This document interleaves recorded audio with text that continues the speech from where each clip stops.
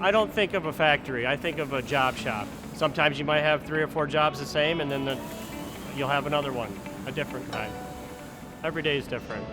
Always learning something, always changing it up. I was here for 10 years, and then I left for 9 months, and then came back, so it's been, total is 15 years.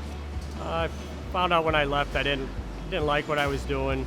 I liked what I did here, and I didn't get to do that anymore. I came back, and I'm glad I did. The other place was comfortable. I was comfortable there too, but I wasn't like I was at Thermotron. When I came back here, I could pick right up where I left off, and it was just better. I like the work, and I like the people. It's very laid back. You kind of go at your own pace. You're able to move around fairly easily. If you don't like what you're doing at one thing, you can try something else. They're always willing to do that.